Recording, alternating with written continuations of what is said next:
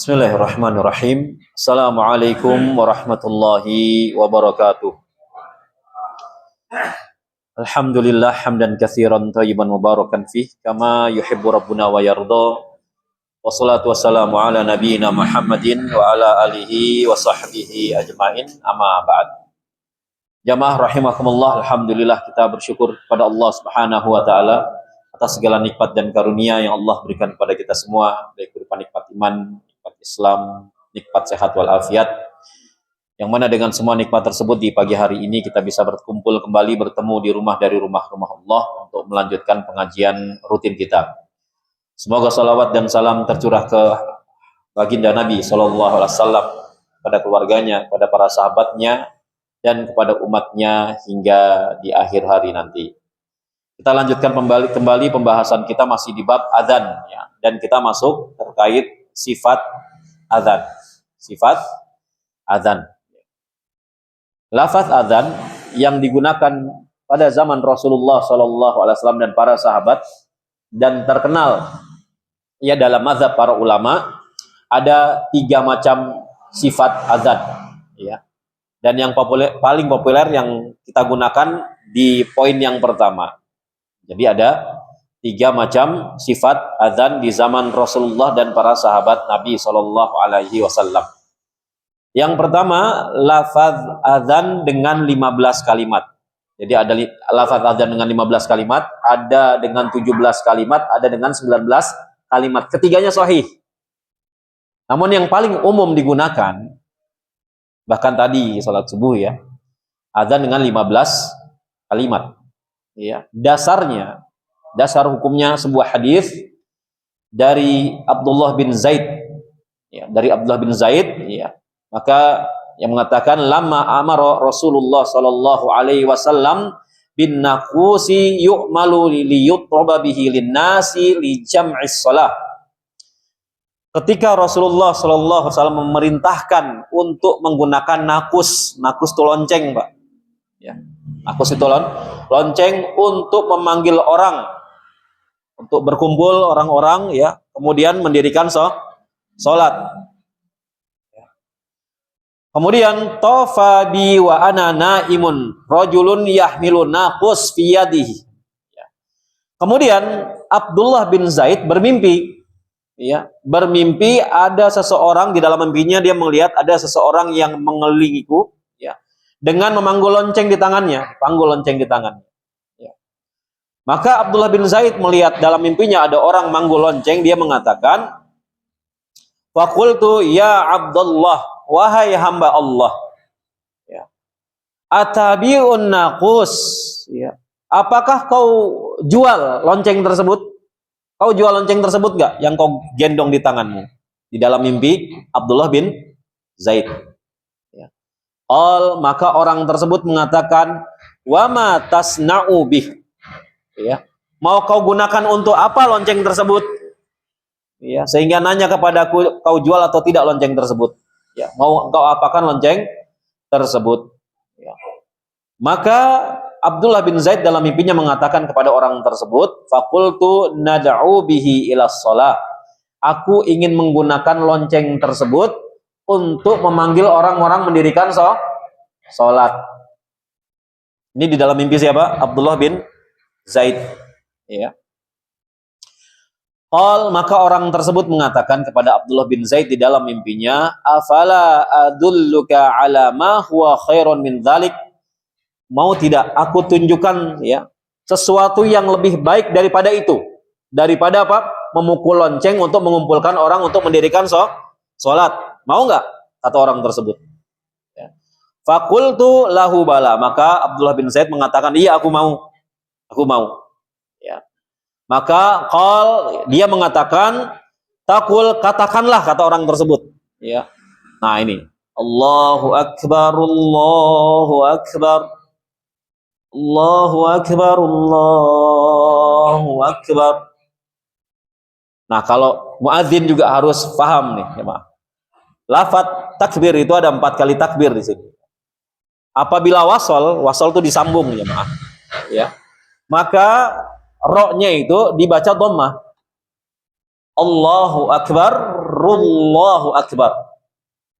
Allahu akbar, Allahu akbar. Ini keluar nggak mic-nya? Oh keluar, oh jauh, biar pelan-pelan ya. Hah? Nggak keluar mic-nya. Oh tayyib. Kalau keluar repot nanti kok baru azan. Karena kita bahas sifat azan. Ya. Jadi kalau muadzin perhatikan di lafaz takbir itu wasol, bukan Allahu akbar, Allahu akbar, tidak jemaah.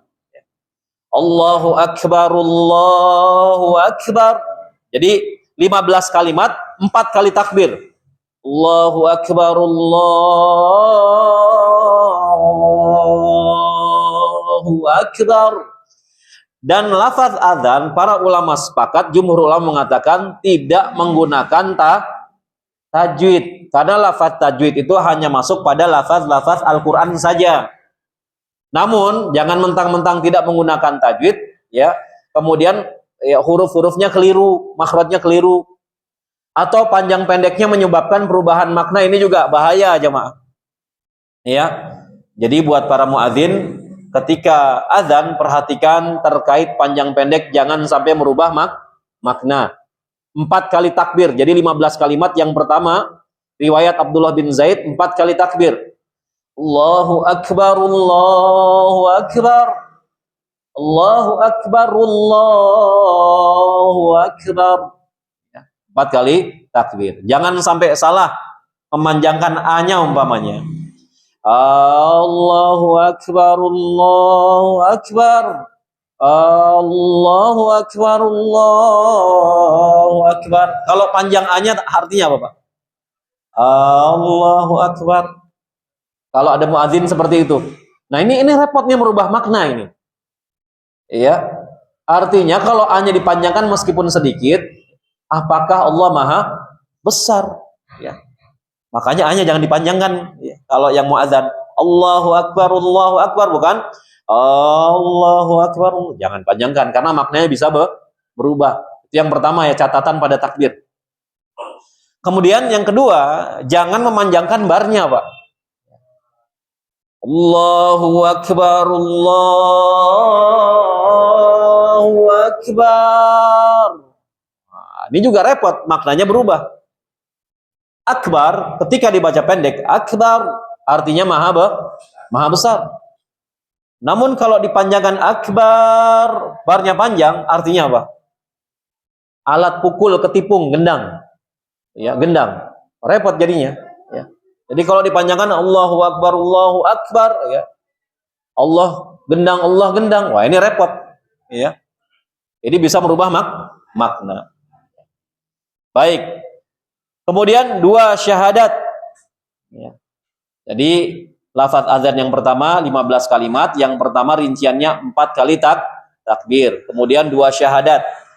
Asyhadu an la ilaha illallah. Nah, mat panjang yang tidak merubah makna silakan dipanjangkan. Ya. Enggak harus 4 harokat atau 6 harokat. Mau 100 harokat kalau nafas antum kuat boleh tidak? Boleh, enggak apa-apa. Kemudian asyhadu an la ilaha illallah. Ya, berarti 2 syahadat la ilaha illallah. Berapa jumlahnya? 4 tambah 2, 6. Kemudian 2 syahadat Rasulullah. Asyhadu anna Muhammadar Rasulullah. Diulang lagi.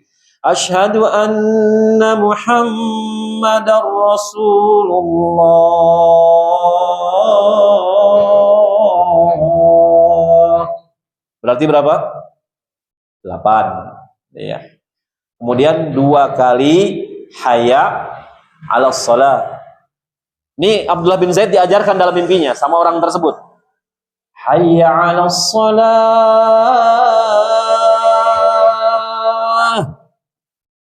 Ya. Ingat hayya 'alas shalah, hurufnya juga jangan salah. Terakhirnya apa hurufnya? Shalah. Tak marbutoh. Tak marbutoh itu kalau disukunkan menjadi suaranya apa? Ha. H-nya H besar, H kecil. H besar. Kalau antum kepleset H kecil maknanya berubah tuh. Contoh umpamanya. Hayya 'alas shalah. Ya, hak kecil, ya. Nah, ini juga bahaya nih, berubah makna. Jadi jangan sampai berubah huruf. Hayya 'alas shalah. Besar. Hayya 'alal falah 2 kali diajarkan oleh orang tersebut kepada Abdullah bin Zaid dalam mimpinya. Ya. Hayya 'alal falah. Nah, ini pakai hak kecil. Falah pakai hak kecil artinya kemenangan. Maka diganti memakai hak besar itu maknanya berubah, bukan kemenangan lagi. Ya. Jadi harus hati-hati jangan sampai merubah huruf hijaiyah. Hayya 'alal falah. Hak kecil, ya. Mari kita menuju kemenangan. Ya. Hayya 'alal falah. Ya. Jadi kalau kita sholat, insya Allah kita menang. Maksudnya gimana jemaah? Ente kalau mau menang sholat, ya. Kalau nggak sholat, mafhum mukhalafahnya berarti apa? Kalah. Menang ini di mana maksudnya, Pak? Di akhirat. Iya. Terutama di akhirat. Terutama di akhirat. Ada nggak orang yang rajin sholat, namun hidupnya, mohon maaf, secara dunia dia miskin, ada tidak? Ya banyak, ya. Sampai suudzon sama Allah. Mana, Ustaz? Ana udah jungkir balik sholat. Ente sholatnya salah, jungkir balik. Udah jungkir balik sholat, hidup aneh tetap, kalau kata orang Betawi, blangsak gitu ya. Tetap miskin. Harus sabar ya. Kemenangan kalau nggak di dunia, di akhirat. Ya. Kalau antum ditimbang pertama kali di mizan, di yaumul hisab, yang pertama kali dihisab amalannya apa? Sholat. Begitu ditimbang sholatnya berat, apa kata Rasulullah dalam hadis yang sahih? Qad aflaha. Aflaha itu beruntung, menang. Sungguh dia telah menang. Wa anjaha, dia telah sukses. Antum bisa menang di akhirat. Meskipun di dunia mungkin secara harta ya kita kalah sama yang lainnya. Ya. Nggak punya sepeda, ya. Apalagi motor, apalagi mobil, hanya apa? Jalan kaki, nggak apa-apa deh, aneh kalah. Yang penting di akhirat harus menang. Qad aflaha wa anjaha. Orang ini menang, orang ini sukses. Ketika ditimbang amalan sholatnya berat. Namun kalau ditimbang amalan sholatnya ringan, qad khoba wa khosaro. Orang ini rugi, kalah nih. Bangkrut dia. Jadi gimana kalau kita mau sukses nggak sholat? Jadi kalau mau sukses dunia akhirat, maka syaratnya mendirikan sholat, beruntung. Jadi kalau sudah azan tinggalkan semuanya. Ya, kita raih kemenangan dengan sholat. Hayya 'alal falah. Kemudian takbir 2 kali. Allahu akbar, Allahu akbar. 14 ya. Kemudian ditutup dengan 1 kalimat tauhid. La ilaha illallah. 15 kalimat. Inilah riwayat azan yang diriwayatkan oleh Abdullah bin Zaid dengan 15 kalimat yang masyhur digunakan. Yang masyhur digunakan. Nanti yang tidak populer kita bahas. Ya. Kemudian jemaah kaum muslimin rahimakumullah, qal thumma stakhara anni ghairu ba'id. Kemudian ia mengatakan orang tersebut muncul tidak jauh dariku. Ya, muncul tidak jauh dariku. Ya. Thumma qal wa taqul idza aqamta shalah.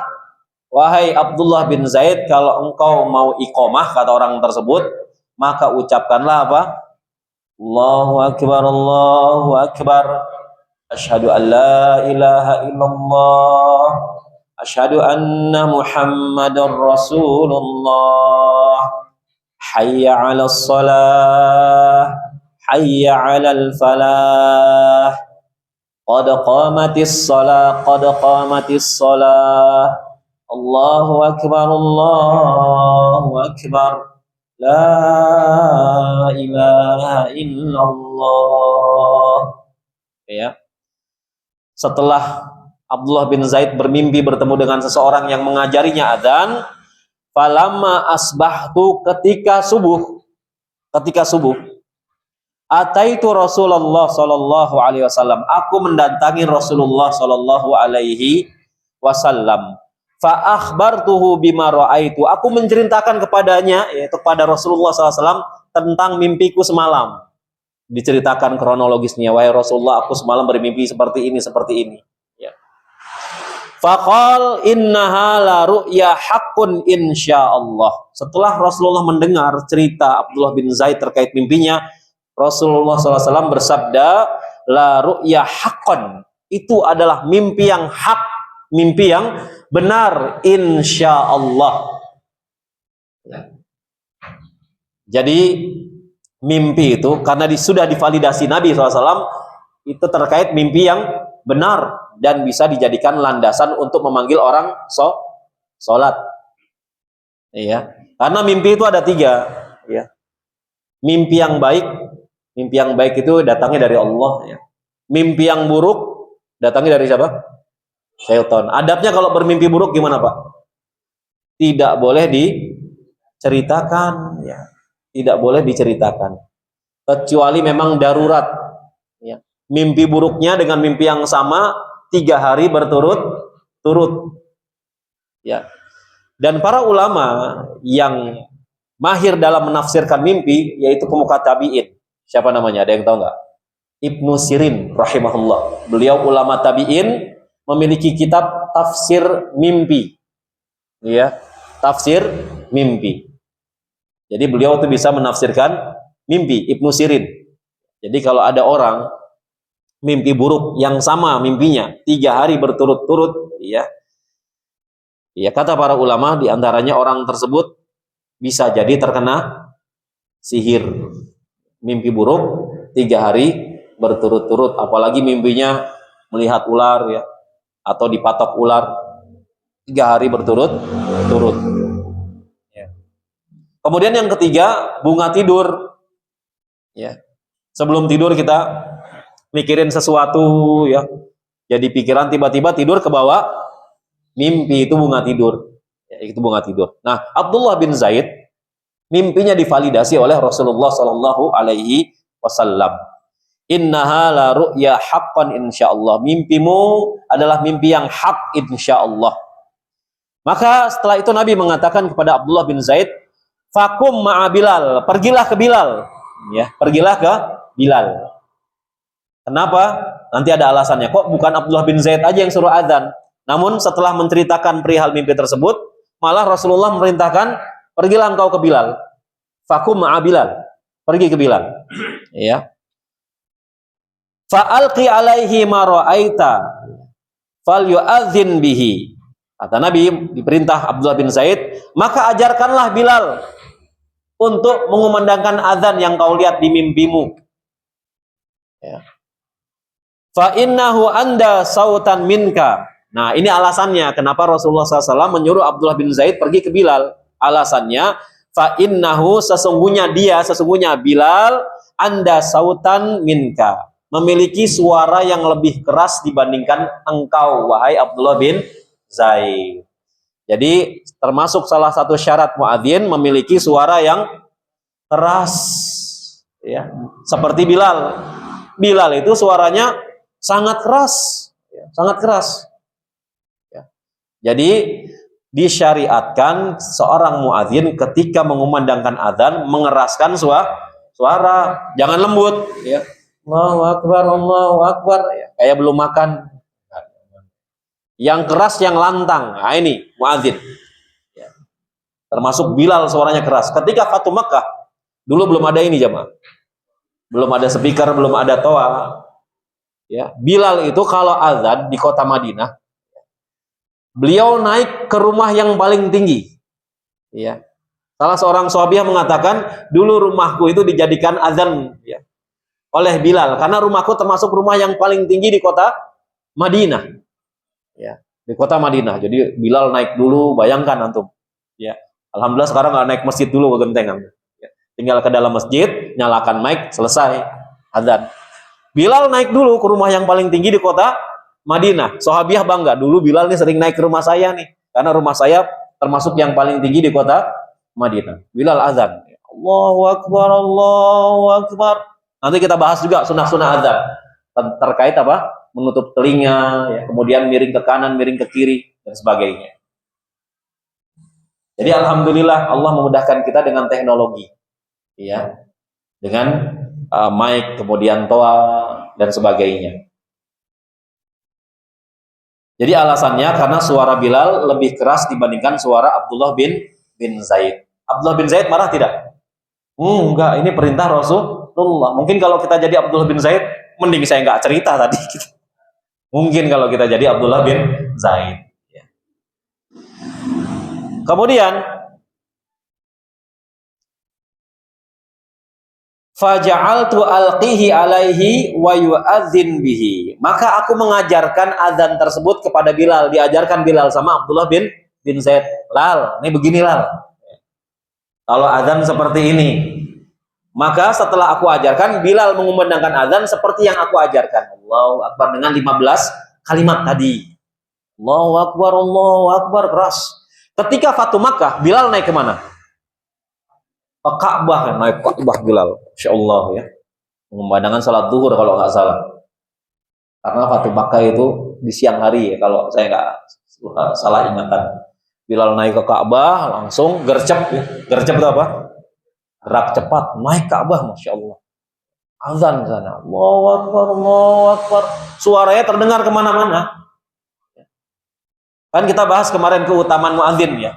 Dosanya akan diampuni dari sumber suara sampai suara terakhir yang paling jauh. Dosanya akan diampuni muadzin. Dan memiliki leher apa? Yang panjang, maksudnya ya pahalanya banyak, rahmat Allahnya banyak ketika di akhirat kelak. Kemudian qala fasami'a dzalika Umar bin Khattab wa huwa fi baitihi ya. Kemudian Umar bin Khattab mendengar suara azannya Bilal ketika sedang berada di dalam rumahnya. Wah, ini siapa nih? Mengumandangkan suara tersebut. Mendengar dari dalam rumahnya. Masya Allah. Suara Bilal tanpa pakai toa masuk ke dalam rumah Umar. Masuk ke dalam rumah Umar. Maka fakharaja, Umar keluar rumah, penasaran. Umar keluar rumahnya ketika mendengar suara Bilal mengumandangkan azan, ya. Ya juru ridaahu, ya, sampai-sampai ya, menjulurkan ridanya. Rida itu selendang. Ya, karena Nabi dan para sahabat suka pakai selendang kalau lagi sholat, ya, disampirin ke bahunya atau ke salah satu lengannya pakai selendang. Sampai-sampai Umar penasaran menyeret ridanya. Rida itu selendangnya, diseret. Ya. Wa yaqul, dan Umar mengatakan, wallazi ba'atsaka bil haqq ya Rasulullah, ya. Demi zat yang mengutusmu dengan kebenaran, demi Allah, kata Umar, demi Allah, Umar bersumpah, laqad ra'aitu mithla ma ra'a, sungguh aku juga telah bermimpi sebagaimana mimpinya Abdullah bin Zaid. Namun Umar nggak mau cerita, ya, nggak tahu alasannya kenapa. Demi Allah, saya juga bermimpi sebagaimana mimpinya Abdullah bin Zaid. Maka setelah mendengar Umar mengatakan demikian, faqala Rasulullah sallallahu alaihi wasallam, Rasulullah sallallahu alaihi wasallam bersabda, falillahil hamd, ya, alhamdulillah, segala puji bagi Allah. Rasulullah tenang, Umar juga mimpinya sama. Bukan kenapa-napa jemaah, ya. Nabi pernah bersabda terkait Umar, wahai Umar, seandainya ada Nabi setelahku, tentu engkau orangnya Umar. Masya Allah. Kalau saja ada, namun kan Nabi sebagai penutup para Nabi dan Rasul. Umar tuh Masya Allah jemaah. Gara-gara pendapatnya Umar, ya, beberapa kali turun ayat. Allah sepakat dengan pendapatnya Umar. Makanya begitu Umar cerita, demi Allah wahai Rasulullah, aku juga bermimpi sebagaimana mimpinya Abdullah bin Zaid. Maka Rasulullah lebih tenang lagi. Alhamdulillah, ya, tenang hati saya. Benar, diperkuat lagi dengan mimpinya Umar. Insya Allah, Umar bin Khattab. Fisiknya besar. Dulu ketika zaman jahiliyah sebelum masuk Islam, sukanya apa? Gulat. Ada pegulat di Arab tidak terkalahkan. Abu Jahal CS yang manas-manasin Umar, ayo Umar kalahan nih Umar, gitu kan. Akhirnya Umar buka baju, lepas, masuk ke arena gulat, lawan orang tersebut, Umar mah menang. Akhirnya Umar ditakuti, ya, pemuda Quraisy yang ditakuti. Makanya ketika Umar menyatakan dirinya memeluk Islam, apa jamaah? Setelah bersyahadat, ya, di depan Rasulullah, semua pintu rumah Abu Jahal CS diketuk, ya, diketuk. Begitu dibuka, ketahuilah aku telah masuk Islam. Pamer. Apa? Aku nggak salah dengar, kata Abu Jahal CS. Aneh nggak salah dengar, Mar? Gitu. Enggak, aku masuk Islam. Ya. Keluar lagi, diketok lagi pintu yang lain. Saya masuk Islam. Langsung semuanya pada apa? Gelisah. Waduh, gawat nih. Hamzah masuk Islam, Umar masuk Islam. Makin lemah kita. Setelah Umar masuk Islam, ya, para sahabat tidak takut lagi membaca Al-Quran terang-terangan di depan Ka'bah. Setelah Umar masuk Islam, di backup sama Umar. Sebelum Umar masuk Islam, Ibnu Mas'ud coba-coba baca Ad-Duha di depan Ka'bah. Coba-coba ketika fase dakwah sembunyi-sembunyi, ngetes. Bismillahirrahmanirrahim. Di sana ada Abu Jahal, Abu Lahab, ya, dan abu-abu yang lainnya. Ibnu Mas'ud coba Wadduha wallai. Wah, udah pada bangun nih. Kurang ajar nih si Ibnu Mas'ud gitu ya. Akhirnya dikeroyok.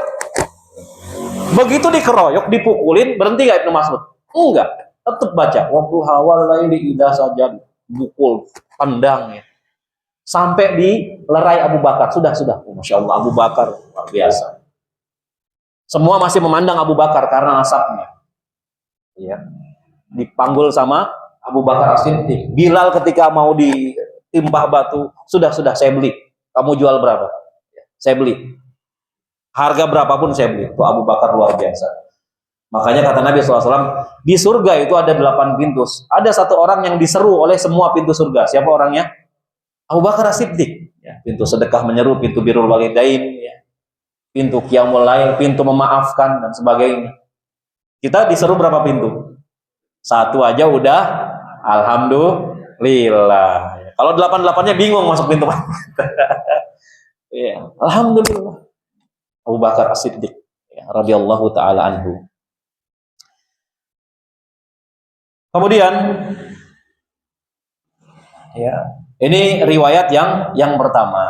Nabi mengatakan, setelah Umar mengatakan, saya juga melihat mimpi tersebut sama dengan Abdullah bin Zaid. Alhamdulillah, kata Rasulullah. Nah, lafaz azan yang kedua berjumlah 17 kalimat. Kalau tadi 15 kalimat yang masyhur digunakan di mana-mana. Ini ada lafaz azan dengan 17 kalimat, ya, 17 kalimat. Rinciannya 2 kali takbir. Kalau yang tadi kan 4 takbir ya. 2 kali takbir, kemudian 2 syahadatain. 2 syahadatain diulang 2 kali, berarti 8 kalimat.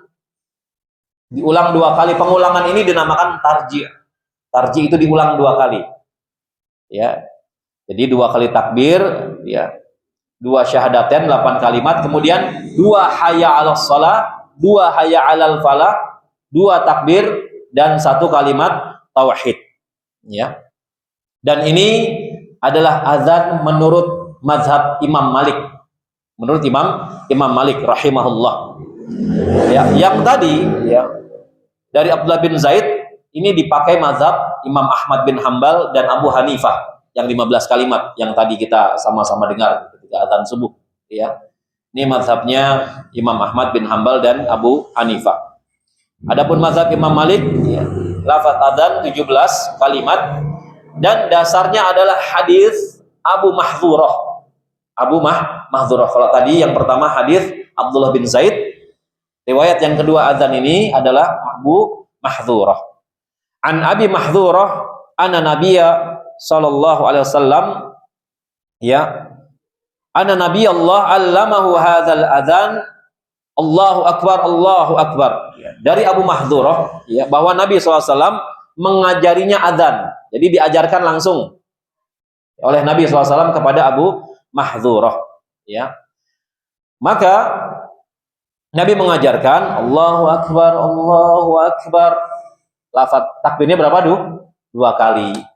Allahu akbar. Kemudian syahadatannya diulang. Asyhadu alla ilaha illallah. Asyhadu alla ilaha illallah. Asyhadu anna Muhammadar Rasulullah. Asyhadu anna Muhammadar Rasulullah. Kemudian ulang lagi. Asyhadu alla ilaha illallah. Asyhadu alla ilaha illallah. Asyhadu anna Muhammadar Rasulullah. Asyhadu anna Muhammadar Rasulullah. Selanjutnya normal. Hayya 'alas shalah. Hayya 'alas shalah. Hayya 'alal falah. Hayya 'alal falah. Allahu akbar, Allahu akbar. La ilaha illallah. Nah, ini azan dengan 19 atau 17 kalimat. Riwayat Abu Mahdhurah. Ya. Pernah ada yang menggunakan tidak? Belum pernah dengar ya Pak ya? Karena kurang populer. Yang populer riwayat Abdullah bin Zaid ya, dengan 15 kalimat.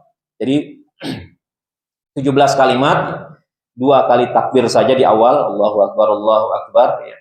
Kemudian syahadatainnya diulang, 2 kali pengulangan. Berarti berapa kalimat? 8 kalimat.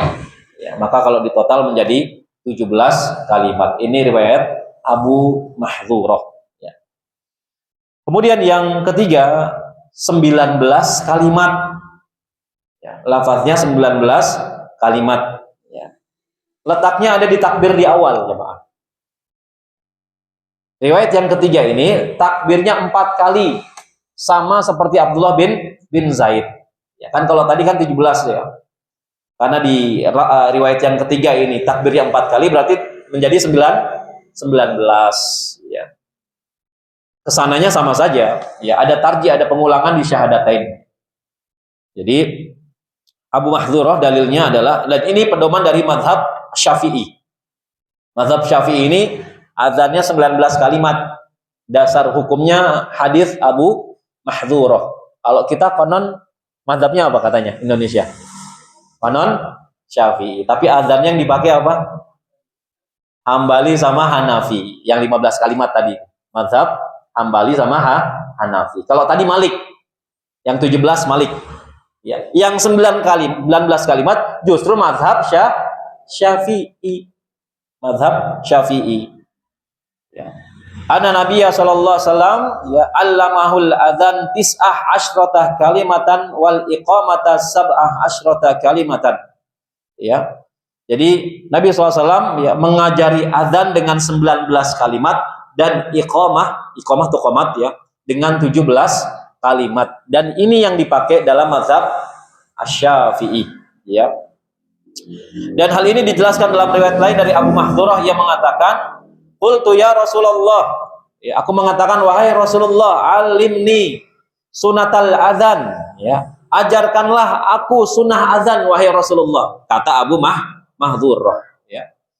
Famasaha muqaddama ra'si, ya. Lalu beliau sallallahu alaihi wasallam memegang bagian depan kepalaku, dipegang sama Rasulullah, depan kepalanya Abu Mahdhurah, ya.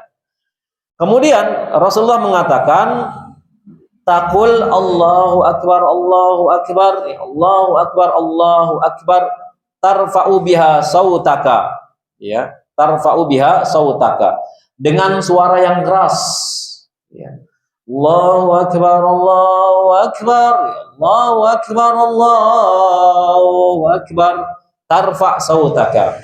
Tsumma taqul asyhadu an la ilaha illallah, asyhadu an la ilaha illallah, asyhadu anna Muhammadar Rasulullah, asyhadu anna Muhammadar Rasulullah, takhfidu biha sautaka, dengan suara yang agak pelan volumenya. Ya, di syahadatain, ya. Kemudian asyhadu alla ilaha illallah diulang lagi tarji. Ya, ditarji lagi dengan suara yang keras, ya, dengan suara yang keras. Jadi yang pertama suaranya pelan, yang kedua suaranya dikeraskan. Ya. Kemudian kata Rasulullah SAW, ya, apabila sholat subuh, fakul maka katakanlah as-salatu khairum minan naum. Mazhab Syafi'i.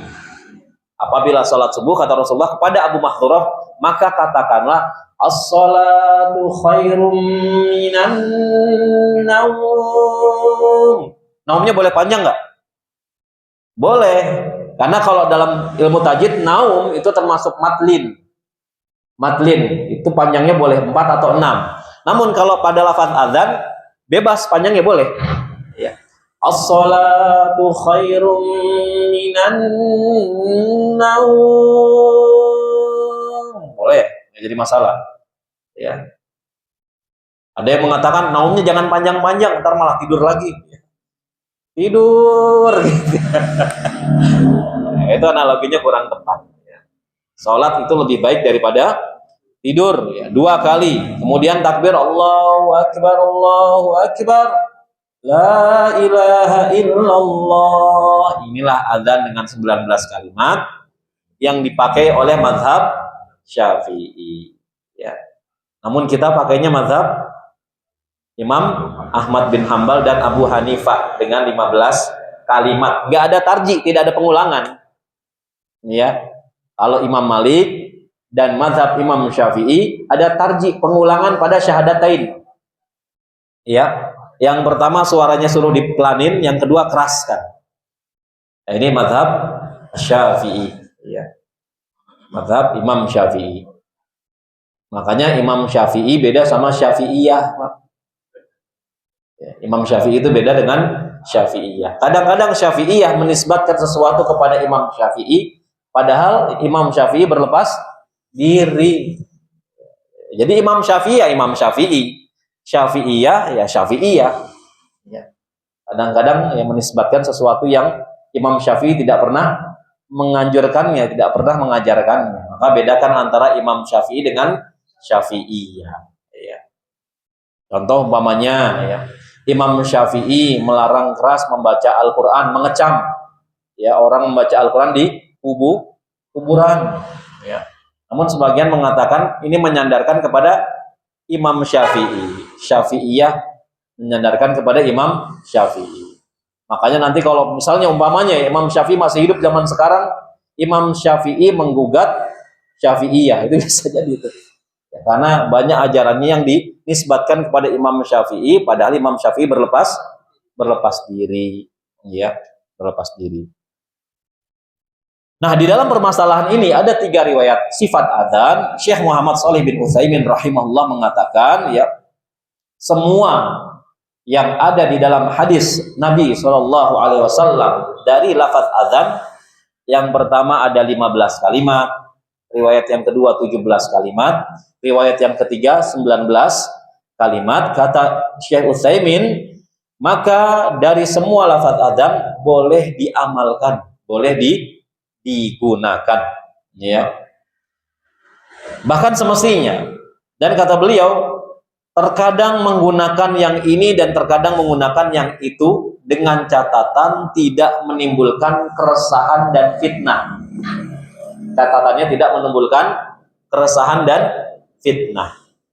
Ya, kalau di sini umpamanya dites pakai riwayat Abu Mahdhurah, menimbulkan keresahan enggak? Waduh, gara-gara pengajian jadi berubah. Kenapa? Karena belum sampai ilmunya, ya. Belum sampai ilmunya, ya. Menjadi syubhat bagi orang lain. Maka syubhat itu relatif. Syubhat itu timbul, kata para ulama, karena penyebaran dalil tidak merata. Syubhat, diantara faktor syubhat salah satunya penyebaran dalil yang tidak merata. Karena tidak merata bagi sebagian orang, ini nggak syubhat kok, saya udah tahu ilmunya, hadisnya sahih. Bagi orang yang belum tahu hadisnya, belum tahu ilmunya, katanya gimana? Wah, ini repot nih, bahaya nih, sesat adzan seperti ini. Karena tidak meratanya penyebaran dalil. Sehingga bagi sebagian orang ini syubhat, bagi sebagian orang lagi ini bukan syubhat. ya, bukan syubhat. Dan beliau mengatakan ada kaidah yang menyatakan ibadah-ibadah yang diajarkan dalam sisi yang berbeda-beda hendaknya dilakukan atas sisi-sisi tersebut semuanya. Jadi boleh tuh dikombinasi, ya. Misalnya hari Senin pakai riwayatnya Abdullah bin Zaid yang 15 kalimat, ya. Hari Selasanya pakai riwayat Abu Mahdzurah yang pertama 17 kalimat, ya. Di mana ada pengulangan pada syahadatain, suaranya sama-sama keras syahadatain tersebut. Hari Rabu pakai riwayat Abu Mahdzurah yang ketiga, di mana ya takbirnya 4 kali. Kalau yang tadi yang di pertengahan takbirnya hanya 2 kali. Yang 19 kalimat takbirnya menjadi 4 kali lagi. Kemudian ada pengulangan di syahadatain, ya. Syahadatain yang pertama dibaca dengan suara yang pelan, rendah. Pengulangannya dibaca dengan suara yang keras hari Rabu. Nanti Kamis Abdullah bin Zaid lagi. Itu nggak apa-apa, nggak jadi masalah. Ya. Hal ini memiliki beberapa faidah kata Syekh Ibnu Utsaimin rahimahullah. Yang pertama, menjaga sunnah dalam berbagai sisinya. Menjaga sunnah dalam berbagai sisinya. Dikombinasi, diamalkan. Jadi lama-lama kita apa? Tahu dan hafal. Sebagaimana bacaan sholat. Kan ada beberapa riwayat, ya. Itu boleh diamalkan. Ya. Kemudian mempermudah para mukallaf, orang yang terbebani dengan syariat. Ya. Kalau dia hafalnya hanya Abdullah bin Zaid, ya nggak jadi masalah. Atau hafalnya dari azannya Abu Mahdzurah, ini juga nggak jadi masalah. Mempermudah mukallaf. Jangan sampai orang yang hafalnya riwayat azan Abu Mahdzurah disuruh azan Abdullah bin Zaid yang dia nggak menguasai, itu akan sulit. Kemudian yang berikutnya, yang ketiga, faidah, ya, dari mengkombinasikan amalan ini, yaitu membuat khusyuk dan tidak bosan, ya, membuat khusyuk dan tidak bosan. Karena kita tahu riwayat azan itu ada 3, jadi sering-sering dikombinasikan, nggak jadi masalah. Ya. Kemudian yang keempat kata beliau, menjaga dan memelihara syariat, ya, memelihara syariat. Demikian jamaah kaum muslimin rahimakumullah, terkait sifat-sifat adzan. Ada 3 yang sahih dari Nabi SAW, riwayat Abdullah bin Zaid, kemudian Abu Mahdzurah, ya. Wallahu ta'ala alam. Masih ada sedikit waktu, kita buka sesi tanya jawab. Ada pertanyaan ya, Pak? Ya, Pak. Iya. Ya, adzan itu, ya, nanti ada pembahasan sunnah adzan. Di antara sunnah adzan yang pertama berdiri. Maka ketika Nabi SAW memerintahkan Bilal, qum ya Bilal, berdiri wahai Bilal adzan. Maka dianjurkan adzan itu berdiri. Kalau tiduran gimana? Males amat ya. Males, Ustaz, setel rekaman aja. Ada yang model seperti itu. Jadi disunahkan berdiri. Kemudian karena azan itu ibadah, ya, disukai adab dalam beribadah, disukai untuk menghadap kiblat. Entah azan, berdoa, sholat, ya. Bahkan sedekah kalau bisa untuk menghadap kiblat, lakukanlah kalau bisa, ya. Kalau bisa. Bang, renovasi masjid, Pak, saya mau sedekah, Pak. 10.000, ya. Mohon maaf sebelum saya kasih uangnya, arah kiblat mana? Nanti 10.000 aja menghadap kiblat gitu. Iya, ya nggak apa-apa. Kalau bisa lakukanlah, ya. Ziarah kubur, ya. Ini banyak orang yang lupa, sudah depan makam orang tuanya mau berdoa. Doa ibadah bukan? Bahkan intisari ibadah, ad-du'a huwal ibadah kata Rasulullah. Doa adalah intisari ibadah. Sebagian lupa mencari arah kiblat, itu ada berdoa. Begitu sudah di makam orang tua kita atau kerabat kita, sebelum berdoa cari arah kiblat, kemudian berdoa, Allahumma ighfir lahu warhamhu afi wa'fu anhu wa akrim nuzulahu, dan seterusnya. Ya, cari arah kiblat. Makanya Allah berfirman, fa'akim wajhaka syatrul masjidil haram. Maka hadapkanlah wajahmu ke arah Masjidil Haram dalam bentuk semua peribadatan.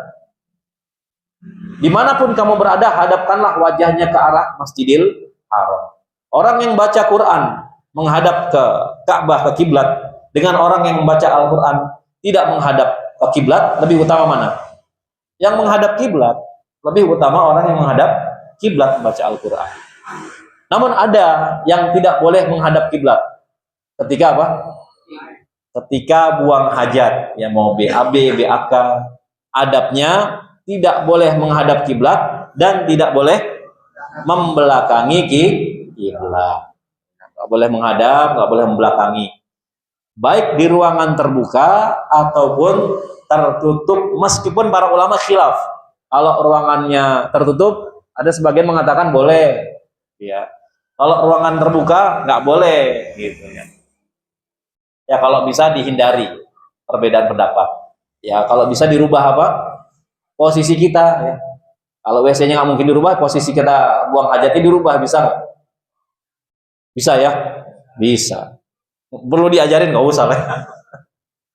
Bisa dirubah. Kalau WC-nya nggak bisa dirubah lagi. Ya. Jadi disunnahkan menghadap kiblat ketika adzan. Ya Allahu taala. Ada lagi jemaah? Iya.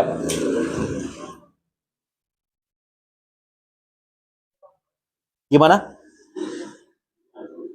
Sebelum adzan, apakah harus bersuci? Ya. Ini juga terkait masalah adab. Ya, sunah-sunah dalam adzan, ya disunahkan untuk bersuci. Ya, disunahkan untuk bersuci. Ya. Namun, ya ketika tidak bersuci, apakah masih boleh adzan? Boleh tidak? Ya boleh, nggak jadi masalah. Kecuali ada ibadah ya yang ketika dia batal di pertengahan, keluar angin umpamanya. Kalau adzan di tengah-tengah adzan keluar angin, muadzinnya gimana? Lanjut adzan apa wudu lagi? Lanjut adzan, nggak jadi masalah. Ada dua ibadah ya yang dimana buang angin itu jadi pembatalnya. Yang pertama ibadah sholat, yang kedua tawaf. Betul, tawaf. Tawaf itu kata Rasulullah setara ibadah sholat, sama dengan ibadah sholat. Bedanya kata Nabi SAW, ya, kalau sholat tidak boleh berbicara, kecuali doa-doa yang disyariatkan, bacaan-bacaan yang disyariatkan. Adapun tawaf, boleh tidak sambil berbicara? Boleh, tawaf sambil ngobrol-ngobrol. Ya. Lagi tawaf bahas gamis, lagi tawaf bahas toko minyak wangi. Ada. Lagi tawaf bahas apa? Nunjuk-nunjuk orang negara lain yang gede-gede ya, padahal lagi tawaf ya. Orangnya besar-besar ya. Dan sebagainya. Lagi tawaf ngomongin orang, ada nggak? Ya ada aja mungkin ya, ada. Jadi bedanya itu. Ketika sholat dan tawaf buang angin di pertengahan, maka jadi batal kedua ibadah tersebut. Kalau adzan muadzinnya di pertengahan ya, saking semangatnya, saking kerasnya, nggak taunya keluar angin dari bawah umpamanya ya. Itu terusin aja, nggak jadi masalah, nggak jadi masalah, nggak harus wudu lagi. Allahu taala alam ya. Iya Pak, Pak. Ya. Kalau ada orang azan satu nafas sampai selesai. Azan satu nafas sampai selesai. Gimana? Ya koma, nggak jadi masalah.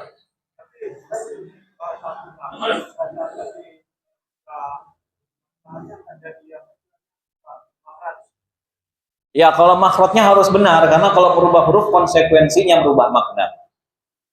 Ya, karena huruf hijaiyah itu unik, bukan seperti huruf Latin ya. Huruf hijaiyah punya yang namanya makhorijul huruf, tempat keluar, diatur sama syariat. Huruf ini keluarnya dari tenggorokan, huruf ini keluarnya dari lidah. Lidah saja dibagi lagi, ada ujung, ada pinggir, ada tengah lidah, ada pangkal lidah, ada yang dari bibir, ada yang keluar dari hidung, jadi pangkal hidung, diatur sama syariat. Jadi meskipun adzan ya, tetap makhraj hurufnya harus benar. Coba kalau adzannya pakai ain gimana? Allahu akbar, Allahu akbar. Orang saking fasihnya Hamzah dibaca ain. Sampai sholat takbiratul ihram pakai ain. Allahu akbar gitu ya.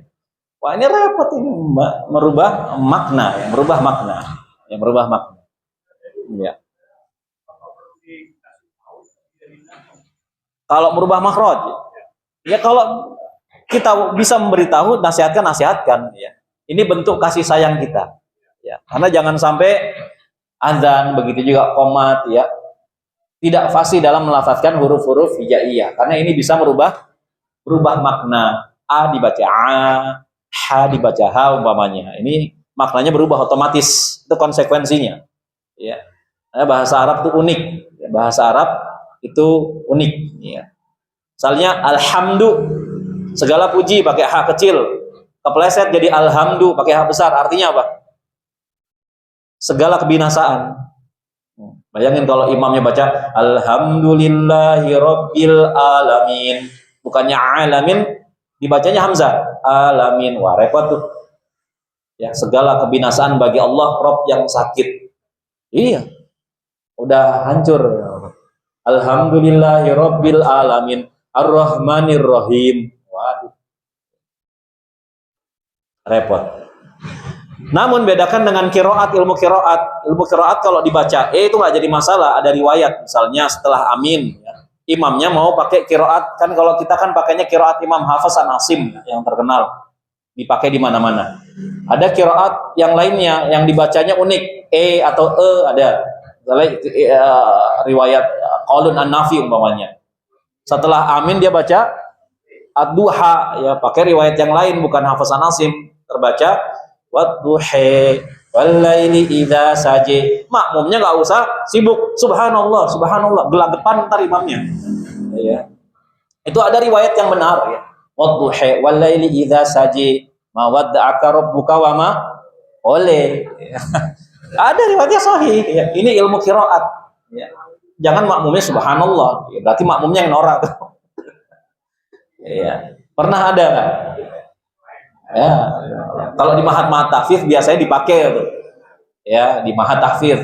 Kalau di masjid-masjid umum ya, saya saranin jangan dipakai, nanti menimbulkan apa? Fitnah. Habis sholat, habis salam ditegur, "Mas, saya aja yang Betawi nggak gitu-gitu amat." Wadduha saya baca wadduha. Ya. Kenapa? Jadi syubhat buat dia. Karena ilmunya belum sampai ke dia. Ya. Oh, iya. Masih ada satu lagi? Banyak. Ya Pak, antum dulu Pak. Gimana Pak? Kebiasaan waktu azan.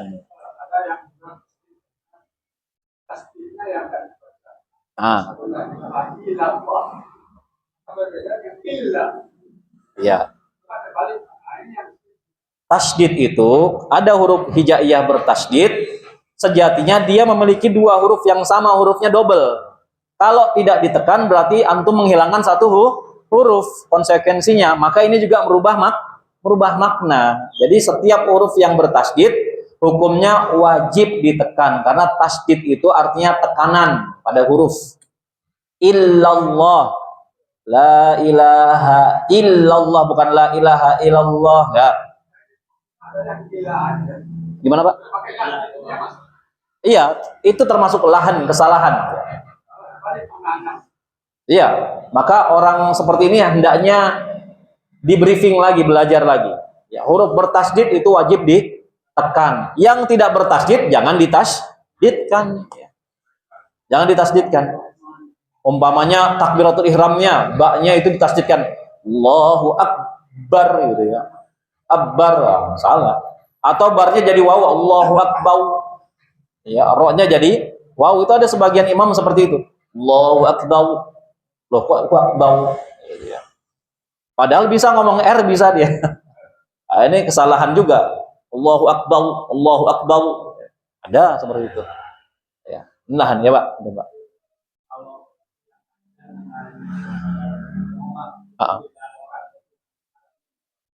Iya, ini juga dibahas para ulama. Ya, maka ya muadzin itu kata Nabi SAW, muadzin ya juga qomat juga, satu paket. Namun hadis ini dikritisi oleh para ulama. Ya, kata para ulama hadis ini dhaif. Maka boleh ya, seorang muadzin nanti yang iqomah beda orang itu boleh, nggak jadi masalah. Ya, nggak jadi masalah.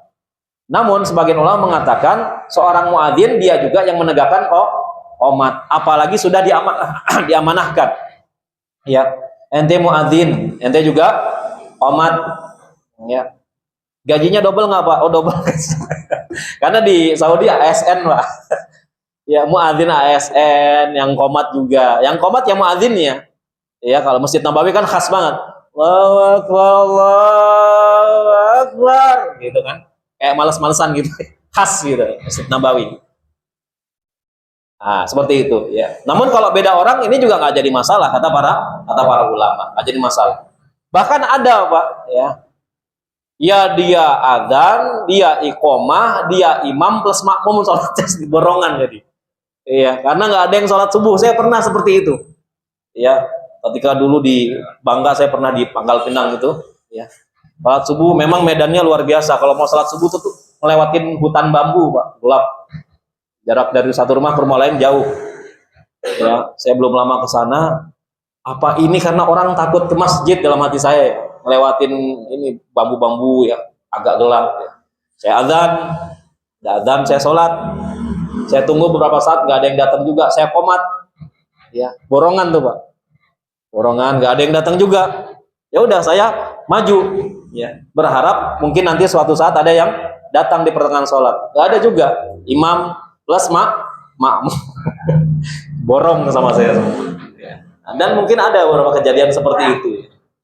Nggak ada yang datang sholat subuh kecuali satu orang. Akhirnya diborong semua. Pahalanya diambil sama dia. Masya Allah. Baik. Ada lagi kemana? Iya Pak.